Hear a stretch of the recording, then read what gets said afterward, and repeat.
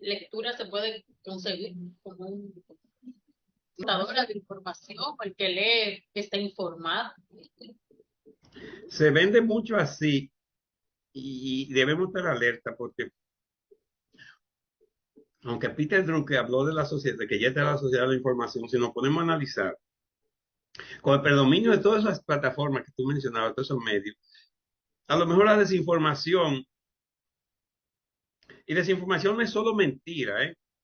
Verdad es a media, es una forma de desinformar. Es más, una manera de desinformar. Dejar de decir cosas que hay que decir. Es una manera de desinformar. Meterte entre ceja y ceja las boberías con una fanfarria como si se tratara de algo importante. Lo único que encuentro es que tienen derecho, pero tienen derecho si hubiera un contrapeso, por Dios. Porque resulta que las empresas ahí es que ponen anuncios. No crean que este programa, y ve que yo le he dicho otra vez, pero tú tienes condiciones para tener programa de televisión. Tú, tú eres una activista del conocimiento, de todo, tú eres una enamorada de la cultura, de la literatura. ¿Por qué teníamos que tener la televisión? Pero después yo después digo, voy a dejar de incentivar ahí. Ahí ves porque no le van a poner anuncios. Entonces, como no hay ese contrapeso, yo creo que el Estado debería tomar medidas. Yo propuse una vez, y lo voy a aprovechar este medio para reiterarlo, yo hice un estudio sobre las asociaciones de escritores de provincia, que parece que están un poquito de capa caída, es una pena. Señores, eso tendría un impacto si se incentivan las asociaciones de escritores de provincia, que le asignen, que le asignen $20,000 mensual a cada asociación de provincia y hasta hice un presupuesto para un local, para esto. Mire, eso tendría un impacto, un contrapeso, ¿no? Pero lo gastan en anuncios que yo no sé a quién va dirigido, etcétera. $20,000 a cada asociación de provincia anual y tendríamos un impacto y un contrapeso.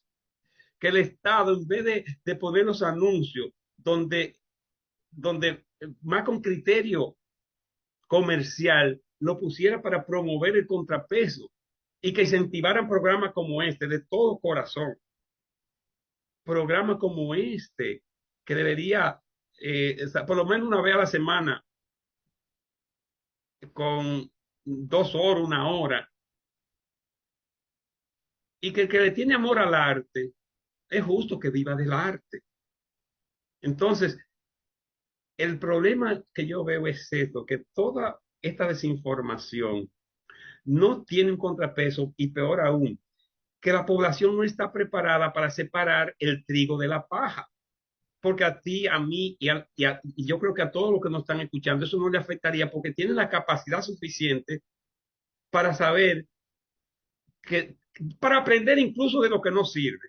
Porque el hecho que yo esté hablando de eso es porque aprendí que no sirve y tengo algo que decir de mi punto de vista. Preparar a la población en, en interpretación crítica sería como vacunarla contra toda esa basofia, contra toda esa basura. Hay una asociación incluso entre la cultura intelectual y la pobreza, en la representación, en el ideario popular, en la imaginación popular. Si el intelectual no es corrupto, es miserable. Y si es intelectual y no eres miserable, eres corrupto. Porque hay una representación de que el intelectual, lo que hablamos, es en el aire como que por estar hablando y que somos unos románticos.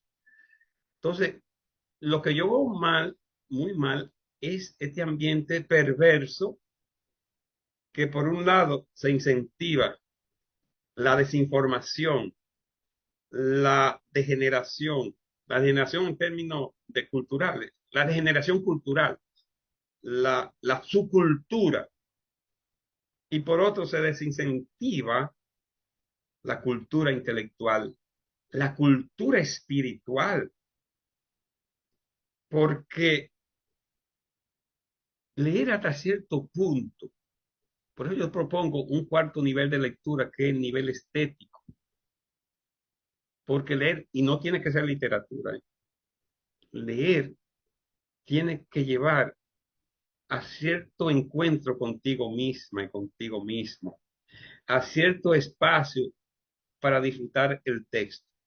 Tú puedes leer un texto, un ensayo, y tal vez la forma tan amena que está escrita, tal vez la profundidad. Yo disfruto mucho, por ejemplo, los textos de Andrés.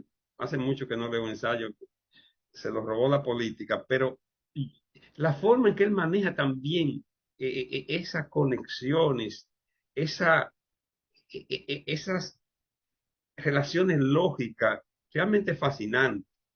Yo disfruto mucho cuando veo una buena construcción.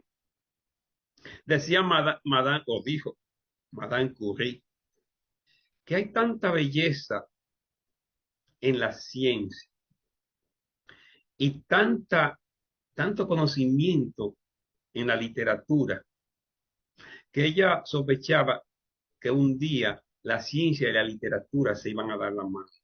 Y yo creo mucho en eso. Yo no creo en ese discurso de que árido de la ciencia. La ciencia, ustedes saben que yo defiendo cierto nivel de subjetividad en la ciencia, no la subjetividad. Pero yo incluso reclamo que el sujeto tiene que estar ahí en su discurso. Madame Curie, para mí, una científica pero ese es otro tema, como la mujer siendo soslayada. Ningún científico en la historia de la ciencia ha ganado premio Nobel en dos ciencias. Marie Curie, en una época que todavía había muchos prejuicios y muchas limitaciones para la mujer, ganó en química y en física. Eso no puede decir la grandeza de esa científica. Y casi me engranó al pensar que una científica con tanta sensibilidad. Y otro de mis preferidos, Sagan, Carl Sagan, Sagan, el que lee un texto de Carl Sagan, queda fascinado, un promotor de la cultura, escribe un punto azul en el espacio, eso hay que leerlo. O la vuelta en el Edén, como esa, era con un nivel de cultura, uno de los astrofísicos más impresionantes murió en el siglo pasado, de, pero reciente, ¿no? Al final del siglo pasado, más impresionante, de más prestigio en la NASA. Era un amante de la literatura y de la cultura con una sensibilidad extraordinaria. Y si seguimos buscando, vamos a encontrar que las personas con grandes sensibilidades, con gran grandeza de espíritu, han sido buenos lectores, incluyendo literatura. Los científicos con mucha imaginación han sido buenos lectores de literatura. Hay que leer la historia de la ciencia para que nos quedemos fascinados de cómo la lectura de distintos géneros literarios estimula la imaginación de los científicos. Sin imaginación, y ahí Einstein fue certero, que la imaginación puede llegar donde no llegue el razonamiento. Y esa imaginación debe ser parte de la destreza que desarrolla la lectura, lo que podemos llamar la competencia lectora. Por eso reivindico un nivel estético en cualquier tipo de lectura. No importa que me esté hablando de una situación repulsiva. Sí, yo me encuentro, al final yo debo incluso sentir la repulsión. Y yo he dicho esto muchas veces. Ustedes saben que yo todavía lloro cuando oigo escuchar, cuando escucho a Paloma San Basilio, no llores por mi Argentina. Porque yo me compenetro y yo la admiro como la gente cree que actuar es fingir. No, no. Los malos actores son que fingen. Los buenos actores sienten lo que están haciendo. Y tú no diferencias ese actor de la realidad. Si tú diferencias que la voz está fingida, que los actores están fingidos, es un pésimo actor. El buen actor se compenetra. Dos dijo, dos dijo para hacer la película, para actuar la película, cuando los hermanos se juntan, que debemos verla también, porque tenemos yo, en inglés Rayman, él convivió con un autista.